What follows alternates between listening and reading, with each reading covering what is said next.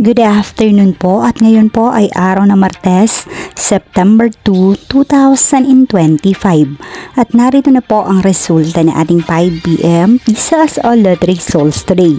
At para po sa draw natin ngayon ay ang 3D Lotto at ang 2D Lotto. At para po sa Lotto More updates, pasubscribe na lang din po ako sa aking channel at pahit na din po ako ng notification bell.